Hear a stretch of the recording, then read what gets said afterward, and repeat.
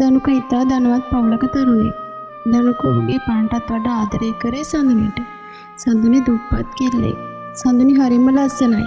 ඇයට ඒ වගේම ලස්සන ප්‍රියමනාප පෙනුමකුත් තිබුණා. දනුක සඳුනිට කෝල් එකක් ගත්තා. "හෙලෝ සඳු, ඇයි දනුක අයියේ? ඔයාට පුළුවන්ද බබා අද මාව මීට් වෙන්න?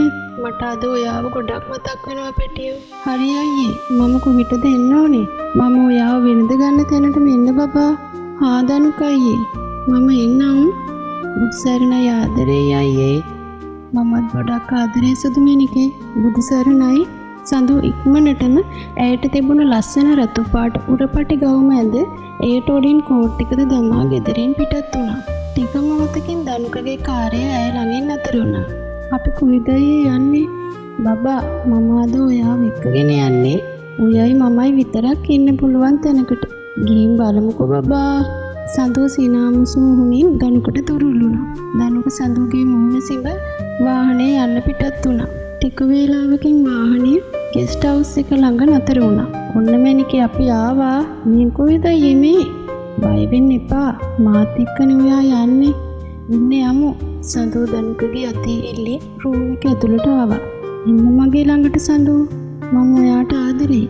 බය වෙන්න එපා." එහෙම කියලා දනුක සඳුව පපුවට තුරුළු කරගත්තා. සඳුගේ මුළු ඇඟම සීතල වෙලා. "බයද මැනික?" "නැහැ අයියේ.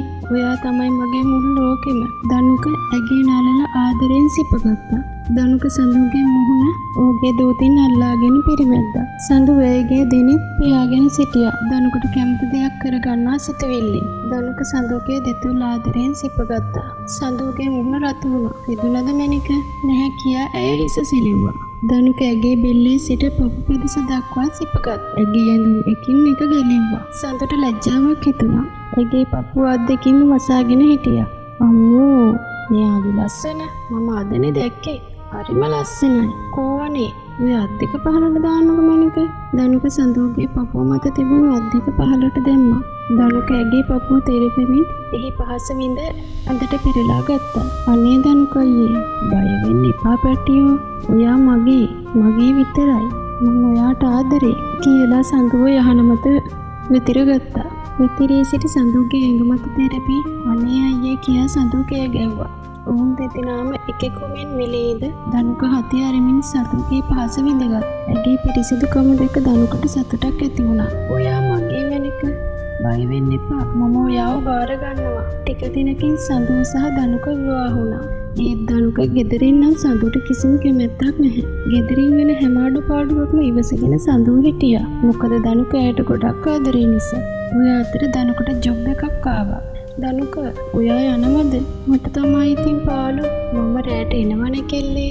ඔයා බය නැතුව ඉන්නකෝ." කියලා දනුක රස්සාවට යන්න පිටත් වුණා. සඳු කාමරේ අස්කර බුෂ් එකක් දාගෙන කාමරයට ආවා. ඒ එන විට දැකපු දේන් සඳු බය වෙලා ගියා. දනුකගේ මල්ලි ඇඳේ වැතිරී සිටියා. "මල්ලි, ඔයා?"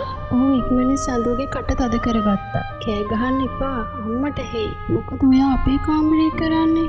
මම ඔයාව දැකපු දවසේ ඉඳන් මගේ හිතේ මොකක්ද වෙලා වගේ. මට ඒක කියන්න තේරෙන්නේ නැහැ." සඳුගේ ඇඟේ තිබුණු ටවල් එක එක්වරම බිමට වැටුණා. ඇය ටවල් එක ගන්න පළබලයෙන් පහත් වුණා. "කමක් නෑ. ඒක ගැලවුණාට. ඔයා ඔහු තමයි ලස්සන." "අනේ මල්ලි, මෙතනින් යනවද?" "මම යන්න නෙමෙයි ආවේ." ඇය වැඳට තල්ලු කරා. "අනේ එපා මල්ලි. මට දැන් ඔයා නැතුව බෑ. කට වහගෙන ඉන්න." සඳුගේ මුළු ඇඟම සිපගත්තා. සඳුට කෙඳිරි ගෑවෙනවා. සඳුව තදින් බදාගත්තා. මල්ලිගේ ඇඟේද කිසි මැදුමක් නැහැ. සඳුගේ හැම කොටසකම පහස විඳ "දැන් හරි කෙල්ලේ, මම ආයෙත් එන්නම්" කියා දනුකගේ මල්ලි සොපුන් කාමරයෙන් එළියට ගියා. සඳු කල්පනා කරා මේ මොකද සිදු වුනේ කියලා.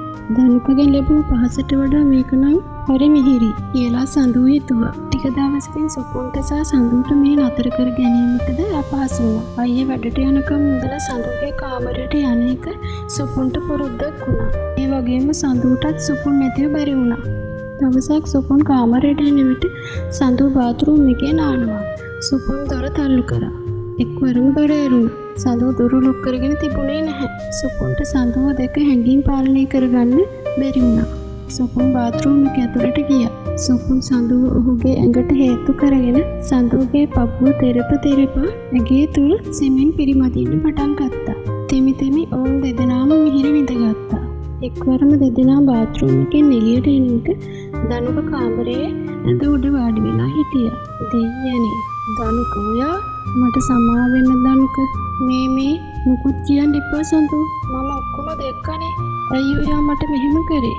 මගේ මොනවා හරි අඩපාඩුවක් තිබුණද? මට කියන්න. ඔයා සුපුන්ට ආදරය කරනවද? සුපුනුත් ඔයාට ආදරය කරනවද? මට කියන්න. ඇත්ත කියන්න සඳු. එහෙනම් ඔයාලා දෙන්නට එකතු වෙන්න දීලා මම ඈතකට යන්නම්. ටික කාලෙකින් සඳුට දනුක ඩිවෝස් එක දීලා ඔහු වෙන රටකට ජීවත් වෙන්න ගියා. සුපුන් සහ සඳු ආදරයෙන් ලං වෙලා දනුක යන දිහා බලා සිටියා.